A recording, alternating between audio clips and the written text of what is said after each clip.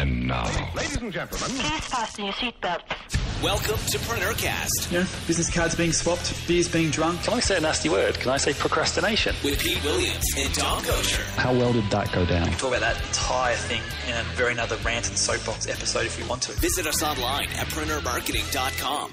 Hello, Mr. Goucher. Greetings, Mr. Williams. How are you on this fine Wednesday evening? Very, very well. We're a little premature this week. We're recording a day early, which is exciting. Shh, giving secrets away. Shh. Oh, okay. It's Thursday. Okay, it's Thursday. Fair enough. So what are we going to talk about tonight? Let's get into it. Let's get to some juice. I want to do a little bit of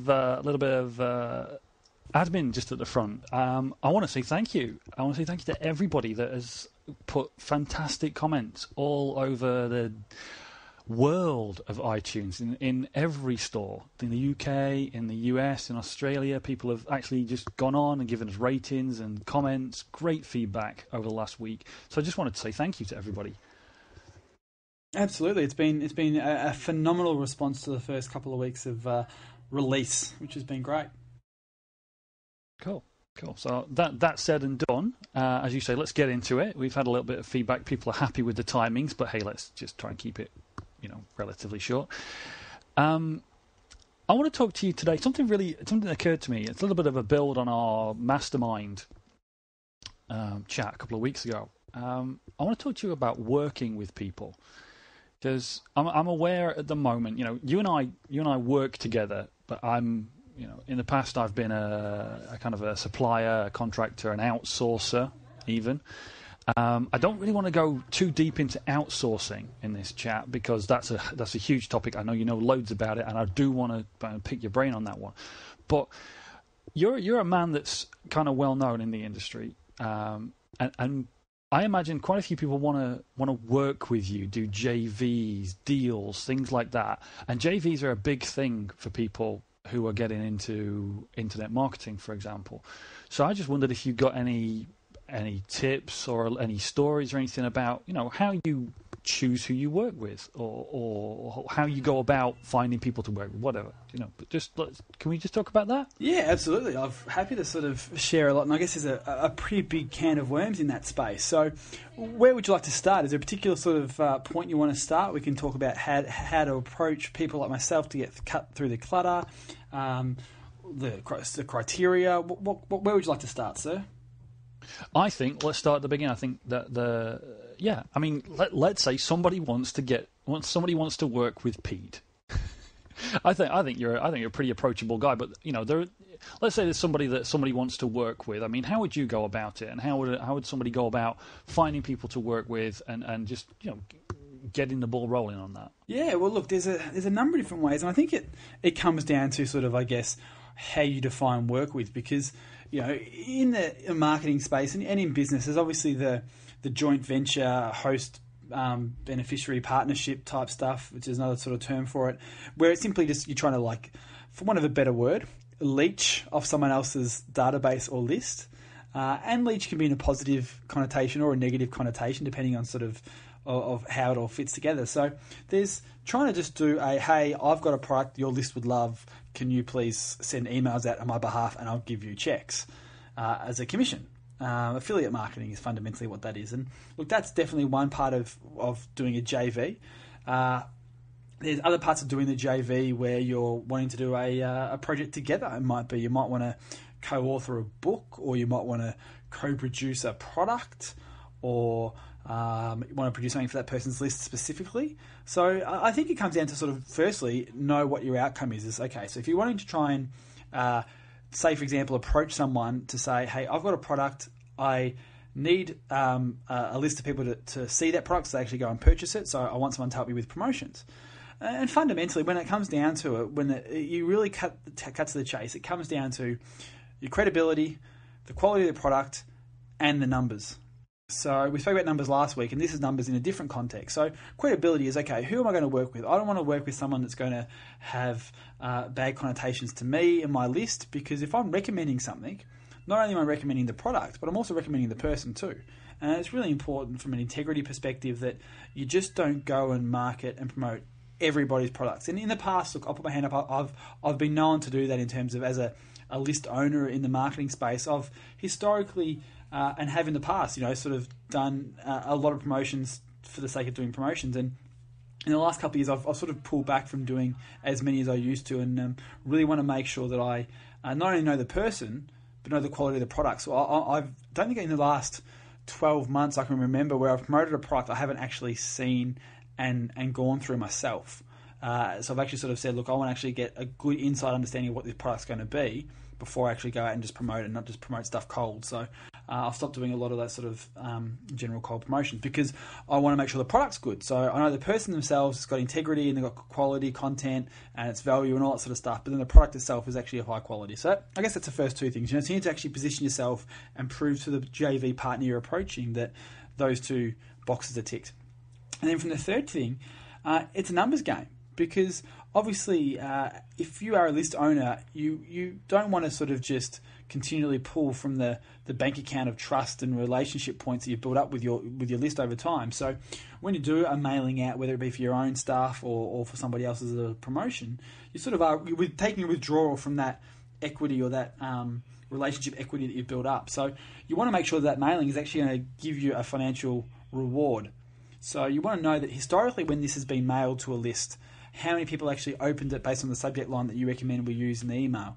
How many people actually purchase? What is the conversion rate? So if I mail this to 10,000 people, historically, what is a good guesstimate based on historic numbers is going to actually create sales?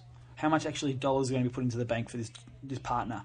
Because for a lot of people, they make business decisions purely based off numbers, which is not always smart. You want to make sure you have those first two criteria ticked, but you really want to make sure that numbers actually stack up. So if you can basically take those three elements and clearly and easily communicate that as a starting point, I think that's a great first step to really open the eyes of the partner saying, look, this is the product, here's a free trial of it, you can log in here, here's the numbers we've done historically, love to have a chat if this sort of fits your criteria. Very simple, very, very easy. Says Pete Williams. But does that sort of make sense? The 3 points you've given are spot on and totally clear. I get the justification, but I'm just going to drill down into them a little bit because, as I say, so says Pete Williams. Easy for you to say. I think a big thing to highlight here is that whatever you're doing, and let's stick with the affiliate marketing approach for now. Approaching somebody to market your product as an affiliate. But you made a really important point, which is that relationship of trust. If you are approaching somebody who is a kind of a person of influence in the industry, that person really should be respecting the relationship of trust that they've built up with their list, that bank account, that every time you sell to that list, you're taking a withdrawal from that account, which is a great metaphor. I've heard it a few times. And as somebody approaching them, you really need to be aware of that and be aware of what you're asking them to do. And that should really, inform these three criteria. And I think that's a really big thing to pull out. But as far as credibility, if Pete Williams turns around and goes to somebody, hey, I'm Pete Williams, little smile and a wink. Hey, I'm Pete Williams, and I'm doing something. I've got this thing. They could Google you, or you could do your little press pack thing. I'm the author of a number of books on Amazon, and I produced this audiobook, and I have these websites and things like this. But what kind of things can people do? What kind of things can people put across, or what kind of things can they do just to give that evidence of credibility? I mean, this is an obvious question with some apparently obvious answers, but what things, for example, would you be looking for from somebody if they came to you?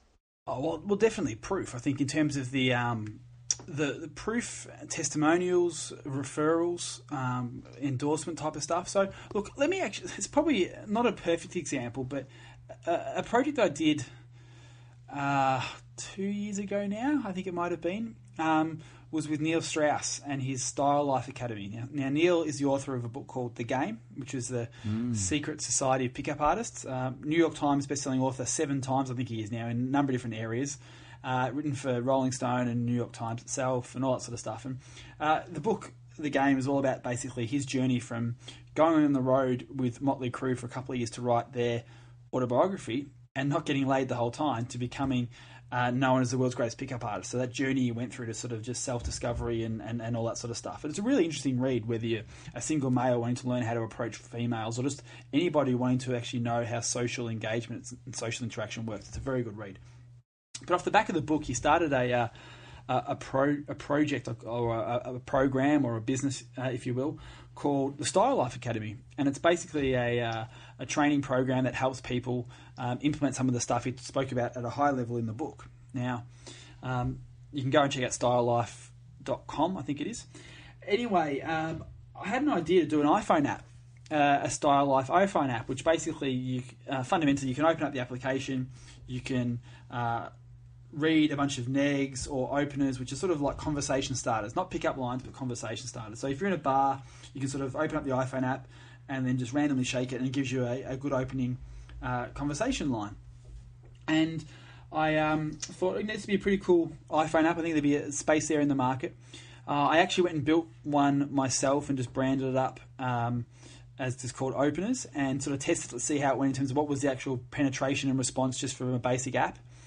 And then had some numbers and sort of got a feel for what it was like. And then put together the idea or a bit of a pitch, so to speak, to Neil. Now, I know Neil now. Ed Dale, who I've spoken about previously on this podcast, is good friends with Neil and obviously very good friends with me. So I had a bit of a connection and a name to drop. So I had that referral, testimonial, endorsement, so to speak, from working with Ed for so long, and obviously was able to drop that in part of the introduction to Neil. But what I actually did was I put together a PowerPoint presentation where it was 6 or 7 slides long of just some sketches out of what the proposal or what the application would look like, how it would actually work, some numbers, how the actual JV could be structured as an idea, and then put the keynote on my computer screen, grab ScreenFlow on the Mac, which is a screen recording software, and then just talk through this PowerPoint presentation.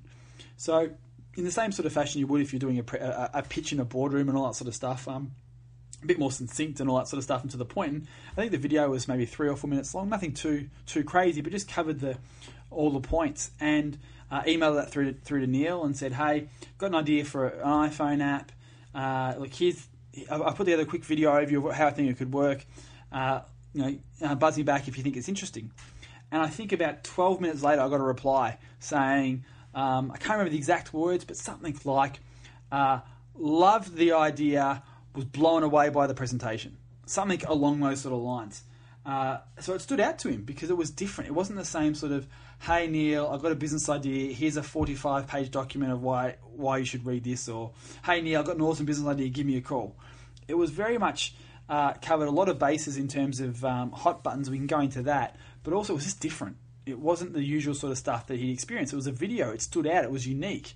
Not many people get pitched by video. So that was a great little thing to actually get the JV off the ground. And the app went relatively well, but Style Life have sort of gone in a bit of a different direction, and the app sort of sits there and still makes sales. And we're looking at actually revamping at the moment. I've been having discussions with their team over the last couple of months to sort of look at revamping and putting some new content into that. But the app itself was good, and the product was fantastic and all that sort of stuff. So does that sort of even at all answer the direct question you asked me?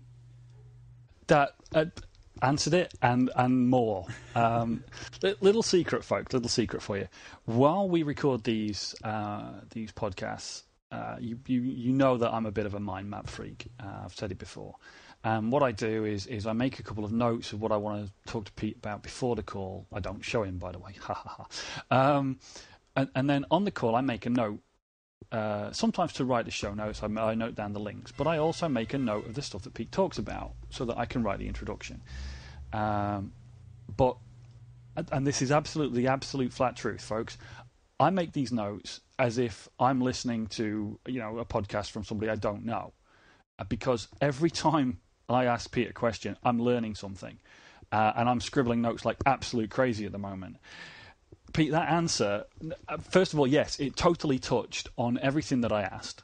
and then some. And if people don't really get the value of what you just said there, they should rewind approximately 5 minutes, listen to it again with a pencil and paper. How did you get your credibility? Well, you did it by referral, okay, to a point. And then there's, you've got your history as well and stuff like that. You could do a little bit more about ways people can get credibility. And I know you're big on that with your offline promotional stuff that we talked about, the going analog products and things like that. So maybe a couple of tips, we could come back to that one. But the big thing here, one, you actually built the app. You didn't pitch somebody on, hey, I've got this great idea. You actually built one and had a go, which got you a prototype. It got you some knowledge about the industry, and it got you some of those real numbers so you could take them back. You took your referral from Ed, which is a valuable thing if you can get one. And very often you can get a referral from a lot of people. No trouble at all to get that introduction. But what you did with it, I think, was amazing. You took the PowerPoint, you storyboarded the app, you put your numbers in, you put your proposal in, and then to get your airtime, you compressed it into that video, that screen presentation. Yes, it stood out. It meant the guy could choose when he looked at it, and look at it again and show his mates or his business partners or whoever needs to think about these things. Yeah, you did everything for him. You gave it him all in a package, all the numbers, the proposal, the app design, everything, and gave it to him in a way that he could elect to look at it. And that's just gone beyond this entire conversation. That's just a fantastic way to put anything across to anybody that you're trying to reach that you don't know. I think absolutely. Like whether you're, I think the way you put a proposal together, because that's, I guess, what a JV deal is. It's just a proposal. So whether you're like in an accounting firm trying to get a company's business, or you're let's say you are a roof tiler trying to get someone's business, no matter what sort of industry you're in, I really think adding a video into the way you sort of propose stands out so much. You can sort of say, like, it's almost here's a proposal as a video. Whether you're, I know a lot of local marketers, people who are helping small businesses with their online marketing and sort of taking them and getting them a Google local listing and helping them with their new website, are actually doing video pitches, and it's working phenomenally well. No. Yeah, that word that no one can say. And what they're doing is they're literally opening up their web browser, going to the person's current website, a couple of Google results based on the keywords that people will probably search for this business, and then a Google Maps listing. And they're literally going, hi, Tom Jones, you, Roof Tyler, you. Look, we actually work with small businesses to help them increase their web presence. Now, I was actually online just now. You can see my Google screen here, and I've just typed in roof tiling Melbourne. I've also typed in roof fix Melbourne, and these are two terms that I would think a lot of people will be searching for in your business. In fact, last month, according to Google, 13,312 people actually searched for roof tiling Melbourne, and I couldn't actually see your website up here. So I think there's a potential to actually get a lot more leads into your business. I also have got a screen here of Google Maps. You can see here that, again, if I type in roof tiler Melbourne in Google Maps, your business doesn't appear at all. So this is the sort of services we can offer you as a business owner to help you get more leads and help your phone ring more.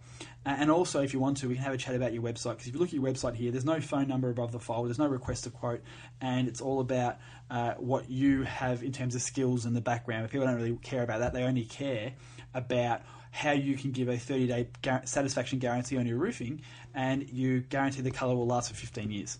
So here's a quick little video I thought could be helpful. If you're in this sort of space, pass this on to your web designer. Otherwise, give us a call because we can help you out. And this is what we do as a business. Thanks. Bye. Whatever it might be. That's a very off-the-top sort of rough pitch, but that sort of stuff is working extremely well for a lot of small SEO marketing companies out there to actually get clientele, because if you get a video review about your business, it blows you away. If you're a roof tiler, hi Julie, the email is, hi Julie, thanks for letting me quote. I took a couple of quick videos of your roof where we're out there, and if you check this link out, it'll have a download to the proposal and the quote for you, but also a quick little video. And very, very cost effectively, for a couple $100 a week, you can have a full-time video person in the Philippines cutting up these videos before and after type stuff. So you can sort of have a video that you're shot on your iPhone of the house, attached with, here's what your house looks like right now. Here's some samples we've done previously. Here's how to understand the quote. Here's why you want to buy from us in a nice, quick 3-minute video. It's going to make you stand out so much more than every other roof tiler. No matter what, and that sort of stuff is, you have those sales videos on your website, but incorporate it into your quote to reinforce that, to reinforce your market leadership. It doesn't cost a whole lot, but will skyrocket your conversion rates because it stands out. It's different. Okay, folks, so if you rewind to about 14 minutes, get your pencil out again. Pete just gave you, an amazing sales script.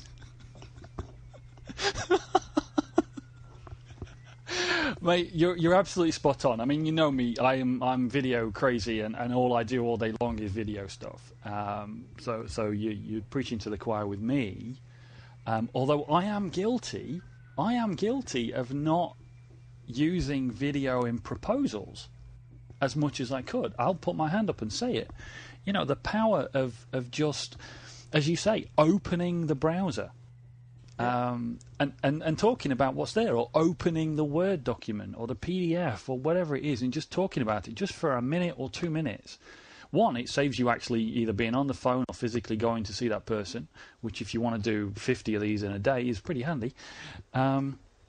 But two, it absolutely makes you stand out. I mean, it's something that you say in your Going Analogue presentations and course. It's that because people like us are in the internet marketing space, or in some way are online, anyone listening to this podcast in some way has some internet savvy. Absolutely. Yeah. And the thing that you forget is that you can walk out your front door and talk to 10 people in a row about the internet, and none of them will know as much as you do, or even close. And if you went to just about anybody at all, and presented a video to them, they would think that you were some kind of highfalutin media producer type, because most people believe that video is in the realm of the rich and famous, and yet it's not. It's not. As you say, quick, get your iPhone out. You can get your iPhone out while you're stood on top of a roof, as you said, that tip for the roofer. Off you go, guys. Brilliant iPhone video or photos or both, absolutely no trouble. And we are so far off topic, it's not funny, but amazing value. So where do we start? Bring me back, mate. You've got to bring me back. Let's bring it back. So, guys, honestly, seriously, about 14 minutes, 30 seconds, go back, write that script down, get it done, get into local marketing. You'll wipe the floor with them. We were talking about, well, really, I mean, a little tip. Just before we move on to full-blown joint ventures on the affiliate marketing thing. You're trying to reach somebody, quite likely somebody that you don't know. Is there something that, if you are relatively new to the game, that you can do in terms of credibility? Building your credibility, not making things up, but making an effort to just. Sorry. Definitely don't lie. Yes, never, ever, ever lie. You will be found out. There's absolutely no point and no value in it. So, let's say, I mean, you mentioned a couple of things. You mentioned testimonials and referrals. Testimonials are relatively straightforward to get if you've already been selling the product. Yeah? Yeah. Oh, testimonials from other affiliates is important too. So you've had other people who have promoted your product and things like that. Then obviously those sort of testimonials have worked extremely well as well. I mean, looking at what you said, there seems almost to be a path that you might take if you were doing this. You'd start out and maybe you try and sell the thing yourself directly. Yeah, you wouldn't go blasting in for an affiliate without absolutely sell it yourself first.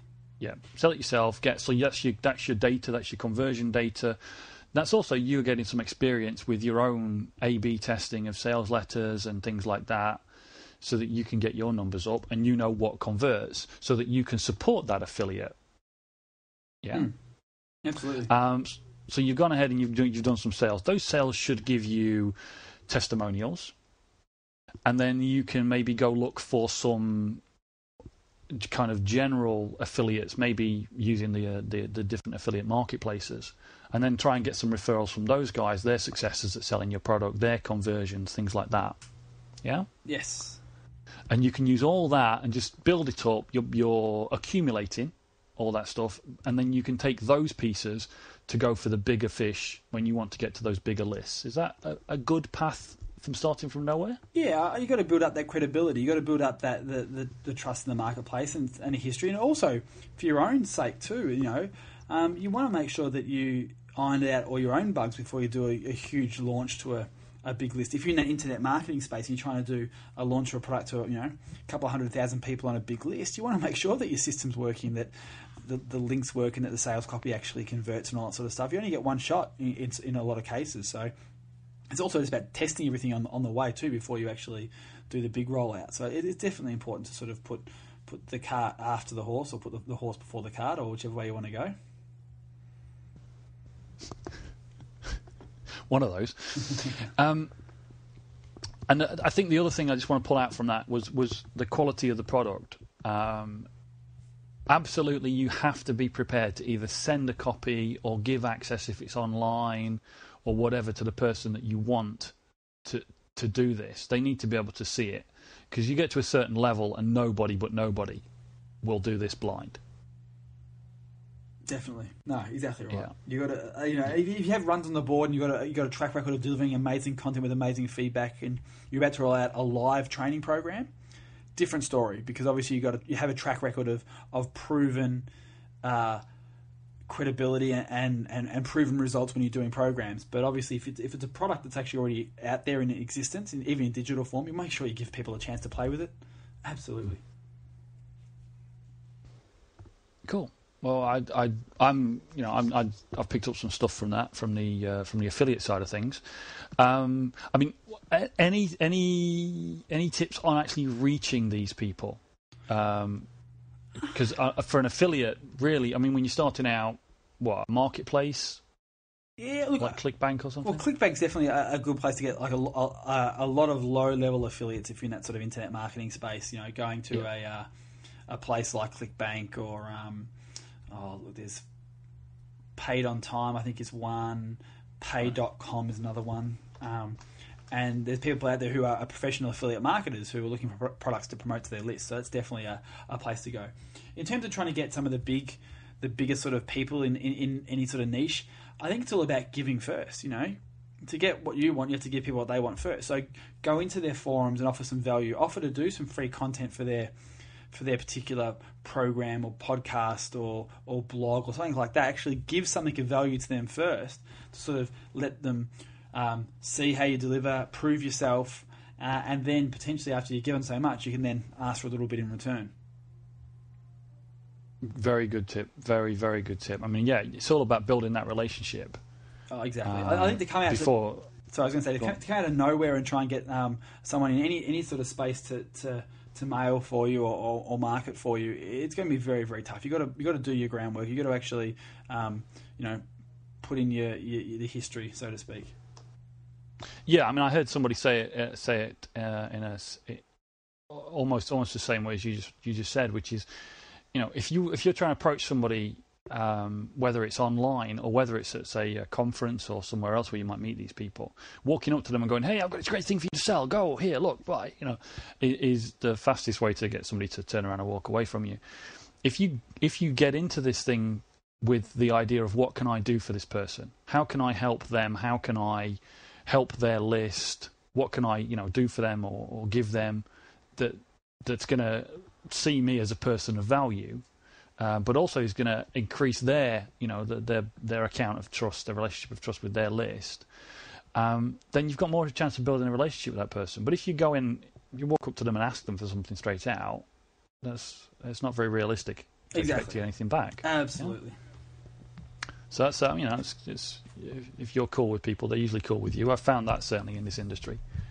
You'd be very. A lot of people would be very surprised how easy it is to walk up to somebody and offer to help and add value to them. Whether it's the easiest way, as you say, is on their blog or on their Facebook page or whatever. Just join in the conversation and become known that way and add value that way. And I find a lot of people appreciate that. Well, I know you do. Well, the way Ed and I sort of built our relationship up over the last 5 or 6 years was. We met at a conference, and just as we were talking, I gave him a copy of my book and said, "Hey, here's a copy of my book. You may find it interesting to read. Otherwise, it makes good firewood. Enjoy. And that's sort of how we started a more in-depth conversation off the back of that at this conference here in Melbourne. And from there, I sort of went out and checked a bit more out about Ed, and went and sort of started sort of getting involved in the challenge community just in the spare time I had at the time. And it was one of the second or third years, I think, the challenge had been run. And at that point, as it is right now, it's completely free. And a lot of people were sort of really in the forums having a conversation about, Ed, how can we say thanks? How can we give back? Because, it was growing very, very fast, and there's a lot of scale costs involved in the hosting of the videos and the bandwidth and all that sort of stuff. And a lot of people wanted to sort of support that. And Ed was like, no, the whole idea of this is for me to give back and say thanks and give back to the community, and was willing to cop that. And I sort of came up with the idea to say, hey, why don't we just run like a charity auction? Ed can pick a charity, and then we'll get some stuff, we'll give it away, and the money that's raised can go to Ed's favourite charities. So that way, people felt like they can actually give back as a way of saying thanks to Ed and the team and everyone behind the challenge. And Ed wasn't actually directly getting money for it, so it was a win-win for everybody. And I just shot Ed an email one day or gave him a phone call and said, hey, buddy, I had this idea. Do you think it's something we should run with? And he said, yeah, I'd love to. So myself and some of my team coordinated all that and did so for a couple of years. So that's sort of, I guess, how we really solidified our relationship and have gone on to do a number of different things together since, is that I had the referral, so to speak, being a book, because I was a published author, and the book was very much a business card for me as well, in that it was a great leverage tool to say, hey, I'm a published author by one of the largest publishing houses in the world. So it was a great credibility endorsement factor that I had with him. And then I just said, throughout getting to know him, talking businesses, hey, I had this idea of how I can help you and give to your community you've got there. Can I do this with nothing in return? So that's sort of, I guess, that two-step path that I took with Ed as an example, because I'm sure a lot of people are familiar with Ed and challenge.co as it is today. Yeah, I mean, it's I think it's kind of similar to how I also kind of started to know Ed. The call went out the second year I did the challenge. The call went out to people on the challenge. Could somebody help out doing the transcripts? Which is a massive job if you look at the amount of information that everybody who's involved in challenge.co produces, year on year, or was at that time producing year on year. And Ed really believed in providing a fully quality product, not some thrown together thing, and you can see that across the board with the quality of the videos and the site that Nez builds and looks after, and all the material that's contributed every year. So I suggest, sure, I have some background in producing that kind of stuff. So let's give it a go. And I've been doing that for a few years now, and it's built my relationship with that team. I started out just as a kind of a volunteer, a contributor, just like as if I'd done a guest post or provided some guest content into one of the products or whatever, the suggestions you've already made. It was a start. It was the beginning of a relationship, and by producing that, I showed them what I could do, and I showed them the skills that I'd got, and just built a relationship. It also gave me a great starting point. These people I'd never actually physically met. The next time there was a challenge conference, I got to actually meet them, and I got to really interact in a big way. When you go to a conference, like the person, whoever's running the conference, the guy at the front, you kind of think, oh well, I'm not going to get a lot of airtime with that person, and you shuffle around in the bar and you maybe say hi and then run off quickly. But because I'd already worked with these people and built a relationship with them, it was great. I was involved in conversations and just had great long chats with people like Robert Somerville. I had to go and stick my head in the fridge to cool it down afterwards, but it was great. But that's it. It's like you give something as a starting point, and you get something back. So, yeah, I think that's an important thing to take away from this. And I know you're a big believer in that. You're a big believer in giving something first, not asking for something. And I think it's really important. Absolutely. I think it's what you have to do, really. And like, there's no, as much as you hear people on stage sort of get rich quick, get rich quick. It's a lot of hard work. They say, what is it, 10 years to make an overnight success, and all those sort of typical sort of cliches. But it's true in anything, and it's particularly when it comes to sort of trying to find people to work with and help support you. Yeah, I do. I mean, it's funny actually. I was just thinking the same thing. Anybody that sits down and thinks, right, tomorrow I'm going to make $1 million or whatever. If you look at what we've talked about, even if you've got your product idea or your product's built or whatever, you're ready to go. If you want to approach somebody, you need to look at the fact that they're going to look at your credibility. And if it's your first product and you've not sold any, well, you've got no credibility possibly. Although you're in your industry, in your niche, you might have some credibility. You might have been publishing a blog for a while or something, which is part of that. You've got to look at the quality of the product, even if it is your first product. Is it something that somebody else would want to sell? And then you need to get some numbers from somewhere. You can't go to somebody if it's your first product, you've done nothing, etc., etc. It's going to be a very, very hard push to go to them and say, "Well, I haven't actually sold it myself yet." Exactly. You need to think about those things. However, and have that in mind as you go along. And I think that it's good. Whoever's thinking about starting out, if you're just starting out with these things, think about these things as you go along. Other people at the moment are talking about the concepts of market leadership, about building a presence in your industry. And that's important both for direct sales into your niche, but also, as I've just said, I think, to go into other people if you want something from them. If you've built up a position of authority in your niche, you've got a lot more clout when you want to go to somebody and do a deal with them. Oh, absolutely. So it's important, and I think you've touched on some good points there.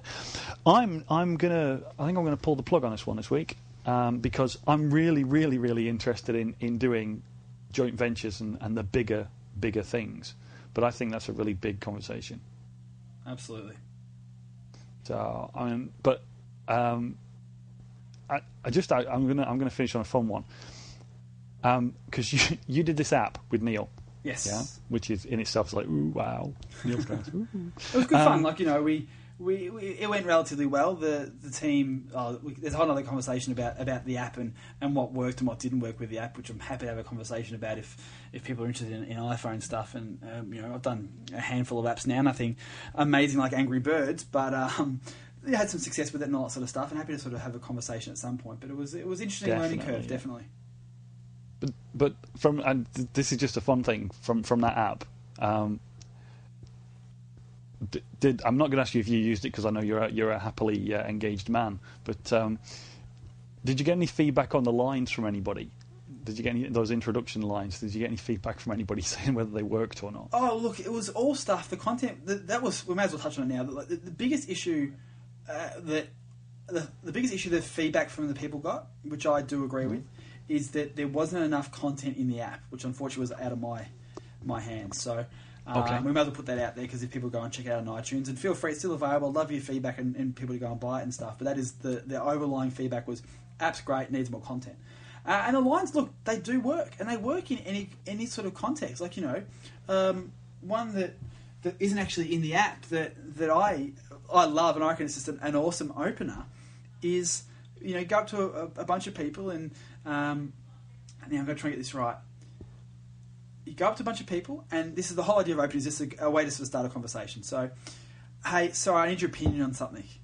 I was out with my buddy this afternoon, and this little kid came up to me and asked me if Santa Claus was real. Now, I think the kid was about 8 or 9. How the heck do you answer that? Do you say yes, he's real, or do you say no, he's not real? Like, how do you answer that sort of question if some kid came up to you and said, is Santa Claus real?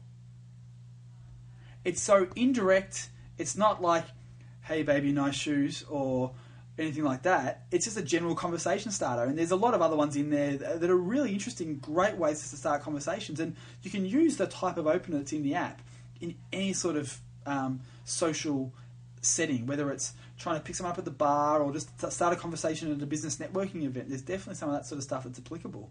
And it's really, really cool to sort of see how you just start a conversation. And it's definitely not a direct pickup line because they're just cheesy and they don't work, but just as an engaging way to start a conversation and get to know somebody. Cool. And that I mean, but all that content came from the book, right? Yeah, exactly. The content directly in the app was some of the openers were in the book, but a lot of it was just content that they had as part of the Style Life Academy and in their sort of reference material and their more in-depth training stuff from that perspective. Cool. All right.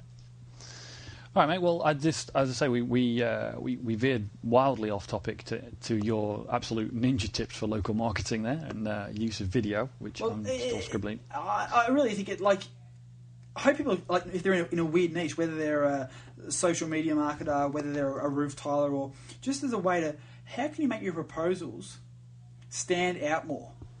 So many people just give the usual sort of here's an A4 sheet of paper, here's my pitch and my proposal. I think the big thing is how can you actually make your proposal stand out, be colourful, be more about the outcome the person wants, the experience, than the raw numbers. Because what you should be delivering is more than just raw numbers. Again, fantastic tip, mate. Fantastic tip. Yeah, make it. I mean, that's it, isn't it? It's like, how can it be about what that person, what that person can get from it, more than just the numbers? Yeah, well, look, in our telco business, in Infinity, which is the business biggest of the companies I own, like our industry historically has been very much about you go and get a quote on a phone system, and the provider sends you a one-page Word document with you're going to get 3 SIP trunks, you're going to get 4 ATAs, you're going to get a PABX with PSTN line integration card, you're going to get a 4-port digital ATA card, whatever it might be, just jargon of all the hardware and a dollar figure. And to the user, it's like, well, I don't really want to buy ATAs and PSTNs and ISDNs and 4-port extension cards and licenses and stuff like that. They're wanting to buy a phone system that's going to give them benefits, like being easily able to transfer a call, being able to put people on hold with a professional recorded message, being able to actually have the system overflow from the receptionist desk to her admin team if she can't answer the call in 4 seconds. They want to be able to know that there's voicemail that can go to that. Those voicemails can be redirected to their email. They want to see pictures of their handsets. It's all about the end result. It's not about the piece of plastic and the hardware and the circuitry, which is in so many industries, that's what they quote on. That's what they're selling. But it's about making a proposal. And our proposals are about 7 or 8 pages long with bright, big pictures of their handsets, big bullet points of what the system's going to do for them. It's about buying 4 handsets of this model and 3 of this model and getting these features and functions, not about the ATA card or the VMIB board or something like that. So it's really I've actually seen one of your proposals. They're awesome. I'm like, people don't put that much effort into their actual sales collaterals for the products in half the time, that you guys put into your actual proposal that gets sent to the client. But in a way, what you kind of mentioning there, and just to close it down a bit, but you're kind of talking about the old idea of benefits versus features. Only in this case, it is features, and it's features and benefits versus stats and figures and series numbers and things like that.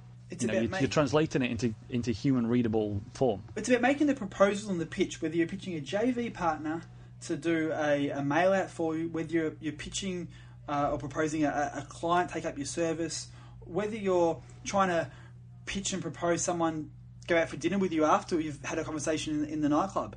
It's all about the way and the context and the way you frame that pitch. It's not about the pitch itself. It's about what everything goes around it. It's the frame and the context. A video is a great way to frame a proposal because it's different and it stands out. It's engaging. A very colour-driven written quote is very, very engaging. A conversation about whether, who lies more, men or women, is a better conversation starter and a better way to frame an introduction than, hey, baby, can I buy you a drink? A very good juxtaposition there. I would never have thought of those two things being related to each other, but yeah, there you go. That's great. You're big on framing. You and I have talked about framing in the past, and I think we're going to talk about it again. But that's great. I mean, man, that's fantastic. Some very specific stuff about approaching people for affiliate marketing of your product. But I think probably for me, I got the most value out of the bits about those proposals, the generic stuff, because you just say it's applicable whether it is. Approaching somebody for a JV or an affiliate deal, or whether it is just having a conversation with somebody trying to build a relationship, whatever that relationship is. Absolutely. And next week, I want to talk about context and framing. And I want to tell you one of the best stories I've ever heard about a violinist. Very, very cool. I'm popping that in next week's mind map. We've got to talk about it. It's an awesome, awesome story. All right, I will. I'll catch you next week. Sounds good, and we'll talk violins. Looking forward to it. Ciao. You've been enjoying another fine episode of PreneurCast with Pete Williams and Tom Gosher. Make sure to hang out with the boys online at www.preneurmarketing.com or drop them a line via PreneurCast@preneurgroup.com.